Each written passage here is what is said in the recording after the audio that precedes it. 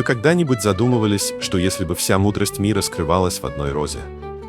Но чтобы сорвать ее, нужно пройти сквозь шипы сомнений, страха и иллюзий. Ассаламу алейкум, мои родные. Сегодня мы откроем двери в мир, где слова становятся светом, а стихи – путеводными звездами. Это история персидской поэзии, которая пережила века, завораживая умы философов, правителей и простых людей. Здесь истина не кричит, а шепчет, и этот шепот меняет все. Махмуд Шабистари. Голос истины в эпоху огня и меча. Монгольские орды уже опустошили Багдад, превратив в руины центр исламской учености.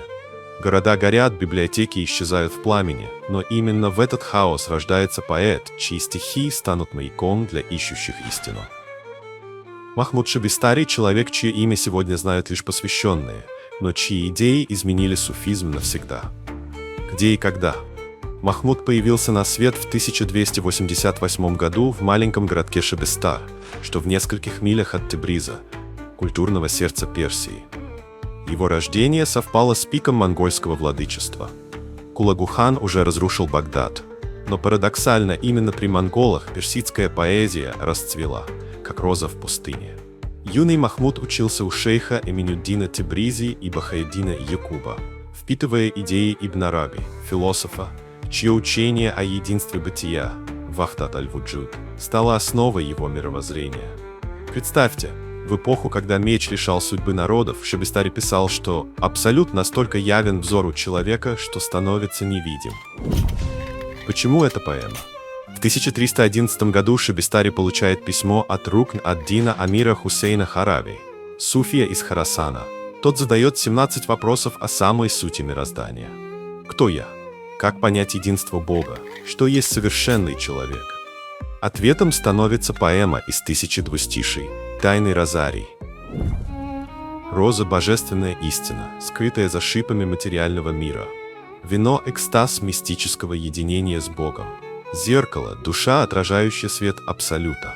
Шабистари не просто повторял идеи Ибн Араби, он превратил их в поэзию, доступную даже тем, кто не знал философских трактатов. Это была сумма теологика суфизма, свод мудрости, где каждая строчка – ключ к тайне. Монголы разрушали города, но покровительствовали наукам. Шабистари использовал это. Он путешествовал по Египту, Сирии, Кавказу, встречаясь с мистиками и впитывая идеи арабских, тюркских и персидских суфиев. Его поэзия стала формой сопротивления, не мечом, но словом. В стихах он провозглашал: «Пусть мир рушится, истина вечна». Современники часто сравнивали Шабистари с Джалаладдином Руми. Оба писали о любви к Богу, но если Руми танцевал в вихре дервишей, Шабистари оставался созерцателем. Его стихи не пламя, а тихий свет лампады. Уже в 15 веке Гульшан и Рас писали шархи, толкования. Саин ад-Дин Али-Турки, философ эпохи сефевидов, называл поэму картой пути к божественному. К 21 веку накопилось 40 комментариев, рекорд для суфийской литературы.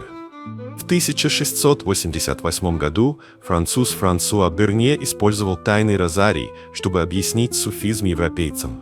А в 1880-м Эдвард Уинфилд перевел поэму на английский, открыв ее миру за пределами ислама. В 20 веке философ Мухаммад Игбал написал ответ Шабистари, поэму «Новый цветник тайны», где соединил суфийские идеи с современной наукой. Так наследие средневекового мистика заговорило на языке квантовой физики. Его поэзия – мост между эпохами. В мире, где алгоритмы YouTube и соцсети стали новыми монголами, пожирающими внимание, стихи Шабистари напоминают: истина не в трендах, а в вечном. Как писал он сам: «Я и ты – решетки в нише светильника, сквозь которые сияет единый свет. Подними завесу, и не будет ни мечети, ни синагоги, ни храма огня». Истории заканчиваются, но мудрость остается. В каждой строке этих поэтов не просто слова, а свет, что ведет нас сквозь темноту. Пусть он осветит и ваш путь. Если вы хотите поддержать наш канал, вы можете сделать это в закрепленном комментарии под этим выпуском. Ваша поддержка помогает нам создавать все больше глубоких, вдохновляющих историй. Пусть в вашем сердце всегда будет свет. Ведь посланник Аллаха, пророк Мухаммад, саллаллаху алейхи вассалям, сказал: «Слова мудрости – это утраченное сокровище верующего». Где бы он ни нашел их, он вправе забрать их себе.